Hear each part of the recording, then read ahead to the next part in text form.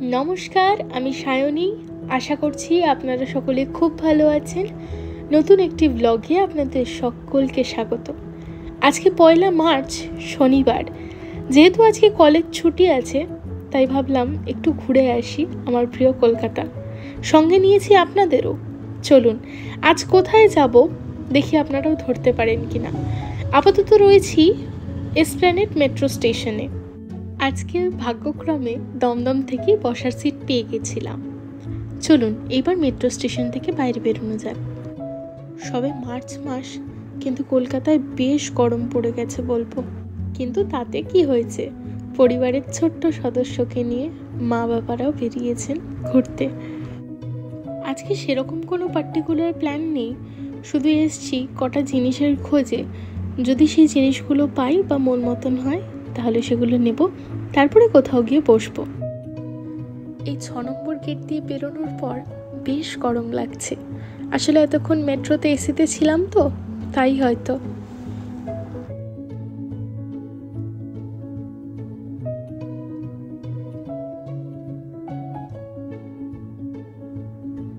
ও মা, ওই রাস্তার ধারে কতগুলো সফট টয়েস আছে দেখুন, কি মিষ্টি লাগছে ওদেরকে দেখতে।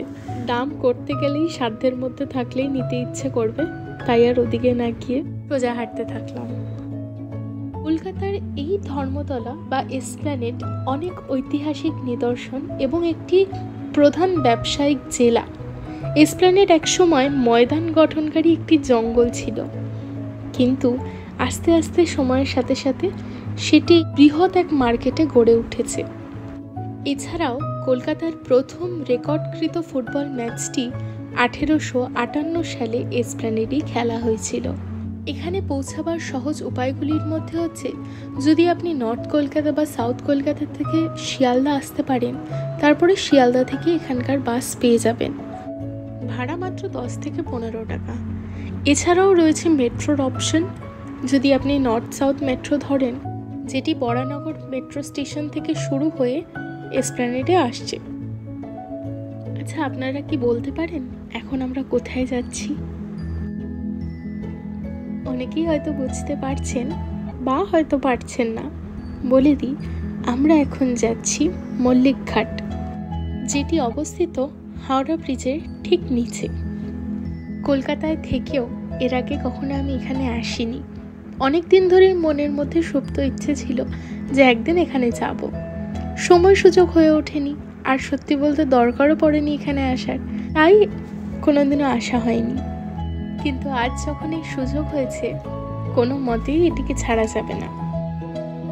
ছোটবেলা থেকে ভীষণই ঘুরতে ভালোবাসি আমি, সঙ্গে আমার মা বাবা। কিন্তু কোনোদিনও নিজের শহরটাকে খুব ভালোভাবে ঘুরে দেখা হয়নি। আমি নানান জায়গায় ঘুরেছি, তবে কলকাতার মধ্যে যেন আজব একটা মায়া আছে। প্রায় 25 মিনিট হয়েও গেল, হয়তো পৌঁছে যাব আর কিছুক্ষণের মধ্যেই।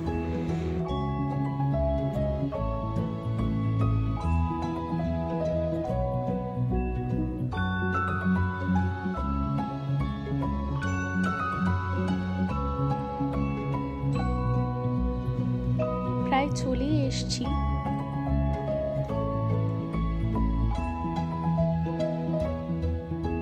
এই যে বড় বাজারের কাছে চলে এসছি। এটি হচ্ছে ডাল হাউসি। এখানে অবস্থিত reserve bank of India, RBI, কলকাতার ব্রাঞ্চটি।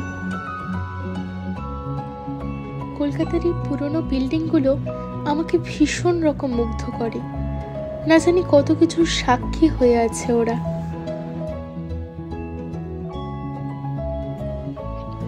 বাস আমাদের নামিয়ে দিয়েছে এখন এই হাওড়া ব্রিজের সামনেটায়। এরপরে আর বাস দাঁড়াতে দেয় না, তাই জন্য এইখানেই নামিয়ে দিয়েছে।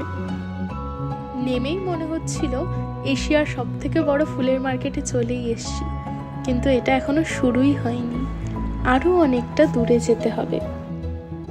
ওই যে দেখা যাচ্ছে হাওড়া ব্রিজ বা রবীন্দ্র সেতু বলেও অনেকে জানেন। এরই ঠিক নিচে আছে সেই এশিয়ার সব থেকে বৃহত্তর ফুলের মার্কেট। শুধুই ফুল নয় জানেন তো, এই যে দেখুন রাস্তার দুধারে সুন্দর সবজি বাজারও বসেছে। যেহেতু এটি কলকাতার একটি ব্যস্ততম জায়গা, তাই আপনাদের জানিয়ে রাখি, হাওড়া ব্রিজে দাঁড়িয়ে কোনো রকম শ্যুট করলে, ছবি বা ভিডিও অনেকক্ষণ ধরে শ্যুট করলে কিন্তু ফাইন নেওয়া হয়। এটি আবার বড় বড় করে এখানে লেখাও আছে। সিঁড়ি দিয়ে ব্রিজের নিচে নেমে এবার চলে এসেছি মল্লিক ঘাটে। এই ঘাটটি তো দেশি থেকে বিদেশি সব মানুষেরই খুব চেনা, কিন্তু আমি বলবো আজ এর ইতিহাস। বিখ্যাত লবণ ও জমি ব্যবসায়ী নিমাই চরণ মল্লিকের স্মৃতিতে 1855 সালে তার পুত্র এই ঘাটটি নির্মাণ করেন, তাই অনেকে এই ঘাটটিকে নিমাই মল্লিক ঘাট বলেও চেনেন। এর আগে এখানে ছিল নয়নের ঘাট। এই মল্লিক পরিবারেরই পূর্বসূরি নয়নচাঁদ মল্লিক 1793 সালে এই ঘাটটি নির্মাণ করেছিলেন। তারপর যদুনাথ মল্লিক 1870 থেকে 73 সালে এই ঘাটটিকে পুনরায় সংস্করণ করেছিলেন। নির্মাণের পর থেকে আজও এই ঘাটটি মূলত স্নানার্থীদের জন্য একটি বিশেষ আকর্ষণ। তবে শুধু স্নানার্থীদের কাছেই নয়, বর্তমানে এটি বিভিন্ন ফটোগ্রাফার এবং সিনেমাটোগ্রাফারদের কাছে একটি বিশেষ আকর্ষণ। কথিত আছে, যখন পুরীর সাথে কলকাতার রেল যোগাযোগ ছিল না, সেই সময় নাকি অনেক জাহাজ রওনা হতো পুরীর উদ্দেশ্যে এই ঘাটটি থেকে। তাই এটিকে অনেকে জগন্নাথ ঘাট বলেও জানেন। কিন্তু দুর্ভাগ্যবশত 1878 সালে পুরী যাওয়ার সময় একটি জাহাজ খেজুরির কাছে ডুবে যায় সকল যাত্রীদের নিয়ে। এই ঘটনাটি আলোকপাত করেছিল রেলপথ নির্মাণের কাজে। এইখানে অনেকক্ষণ দাঁড়িয়ে থেকে দেখলাম ক্রমাগত এখানে ফুলের মালা বোনা হচ্ছিল। এই ঘাটটিতে যে পর্যটকই আসুক না কেন, সবাই প্রায় হাতে একটু ফুল নিয়ে ছবি তোলেন। কি অসাধারণ লাগছে না আকাশটা। এই ঘাটটিরই অপর অংশের নাম ছোটেলাল ঘাট, যেটি কলকাতা হাইকোর্টের স্বনামধন্য উকিলবাবু ছোটেলাল দুর্গাপ্রসাদের স্মৃতিতে বানানো হয়েছিল। এই দিকটায় আছে একটি কুস্তির আখড়া। সকালবেলা আসলে হয়তো কুস্তি করতে দেখাও যেত, কিন্তু এখন যেহেতু প্রায় সন্ধ্যা নেমে গেছে, চলুন এইবার বাড়ি ফেরার পথ ধরবো। ও, আপনাদের তো মার্কেটটা দেখাতেই ভুলে গেছি। এই যে সেই ফুলের মার্কেট। এই ফুলের বাজারটি নাকি 131 বছরেরও বেশি পুরনো। অতীতে পুণ্যার্থীদের দরকারে নাকি এই ছোটখাটো ফুলের বাজারটি গড়ে উঠেছিল। সেই বাজারটি আজ হয়তো এশিয়ার সবথেকে বৃহত্তর ফুলের মার্কেট। এখানে 2 টাকা থেকে 2000 টাকার ফুল পাওয়া যাবে। কি নেই এখানে! নীলকণ্ঠ, সূর্যমুখী, গোলাপ, অর্কিড, জিপসি, ডালিয়া, জারবেরা সমস্ত কিছু এখানে আছে। তবে শর্ত দুটোই, অনেক আপনাকে ফুল নিতে হবে আর অনেক ভোর ভোর এখানে যেতে হবে।